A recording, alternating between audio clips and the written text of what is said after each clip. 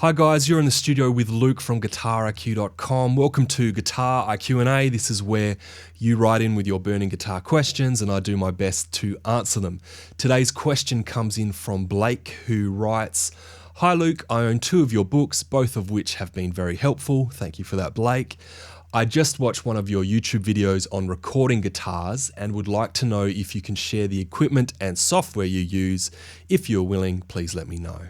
Well, Blake, I am indeed more than happy to walk you through the software and the hardware that I use to record guitars. Because the way I record is quite specific to my own studio setup, I thought it might be helpful to answer your question in 3 parts. So first of all, I'm going to show you a few of my old favorite pieces of guitar software. Then I'm going to tell you what I'd be looking for right now in 2018 if I was going to buy a new amp simulator. And thirdly, I will walk you through how I personally record guitars. So let's jump into the computer and check it out. Okay, so here we are inside of Logic Pro 10. If you're familiar with Logic or GarageBand, then you'll know that they come with their own inbuilt guitar software. Personally though, I prefer using a few third-party options for doing things like demos, backing tracks, and audio examples for my books. So first up, I wanted to show you CLA Guitars by Waves. This is really simple to use. You just plug in your guitar directly into the DI of your audio interface. Then you bring up the plugin, and here you have 3 different amps to choose from, or amp sounds. You have clean, crunch, and heavy. From there you can adjust the EQ, the bottom end, or the brightness of your tone. You can adjust the compression, the reverb, the delay, and the stereo width, which is sort of like a chorus type effect. With this plugin, I like that there's no searching through menus. You don't need to spend hours tweaking your settings. And best of all, given that Waves always seem to have some kind of sale going on, you can usually pick this up pretty cheap. I've seen it as low as $29 in the past, so for that kind of money, you really can't go wrong. So next up, we have a couple of options from a company called Softube. The plugin on the left is their vintage amp room, and the plugin on the right is their metal amp room. So the vintage amp room gives us 3 different amps to choose from. We have a Marshall type sound, a Fender type sound, and a Vox type sound if vintage tones are your thing. Heading over to the metal amp room, we have a couple of different options here for more high gain, modern sounding guitar tones. I like with these plugins that what you see is kind of what you get. You don't need to spend hours tweaking to get a tone that you like. You don't need to get buried deep in menus to find what you're looking for.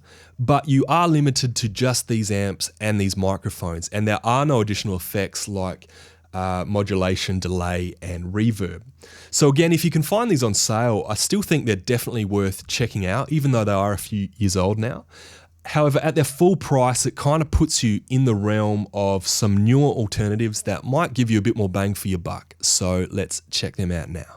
So having looked at a few of my go-to options in the past, if I was needing to buy new guitar amp software right now in early 2018, what would I get?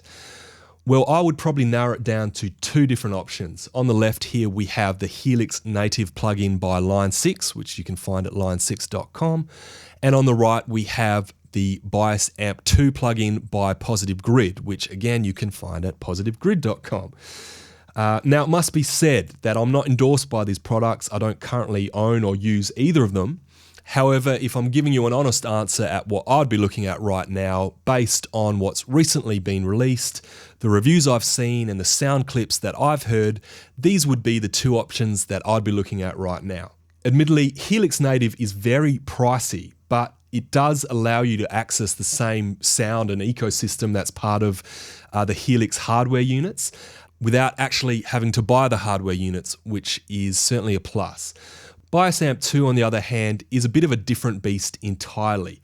It allows you to completely customize the different elements of your guitar amp, from things like the tubes to the transformers to the speakers and so on. You can really tweak things here until your little tweaker's heart is content. So given that Bias Amp 2 is a bit cheaper and that it offers a number of different pricing tiers, I think at the moment that probably, in my opinion, makes it a pretty hard deal to beat, but don't take my word for it. Both of these products offer a free trial period, so you can download them for yourself, do your own comparisons, and see which one you like better. So having covered all of that, I want to briefly walk you through how I personally capture guitar tones here in my own project studio. I don't use an amp simulator, but I do use a combination of hardware and software to record my guitars. So my main amp is a Mesa TA15 head. I run that into a Suhr Reactive load box, and that allows me to transform the guitar amp signal into a line level that my audio interface can understand. From there, the only thing I'm actually simulating digitally is the guitar cabinet. And there are a number of companies out there that produce really high quality impulse responses that allow you to do this extremely effectively. I can't speak highly enough for this method of recording guitars. Like amp simulators, you get to be able to record at any volume. You don't have to muck around with microphones or deal with the problem of having a blaring guitar cabinet sitting right next to you in the space that you're trying to work in. But unlike a digital simulation, you're getting the real feel and sound of your own guitar amp. And the results are really fantastic. So given how I record guitars, why did I mention all of those other options in this video as well? Well, compared to using an amp simulator, the method I use to record is more complicated and it is more expensive. Firstly, it assumes that you have a nice sounding tube amp to begin with. It also requires that you buy a load box, preferably a reactive load box, in order to make this work properly. So if you're someone who only records casually, you might not want to go to all that trouble. But if you are really serious about recording guitars, then this is definitely a method that I would recommend checking out. Well, that's it from me again. Hopefully you found something helpful in this video. If you did like it, as always, please like and subscribe. I know that I only briefly covered my approach toward recording guitar. So if you are interested, please let me know in the comments and I'll definitely do another video walking you through that process in more depth, what load boxes are, how to use impulse responses and that type of thing.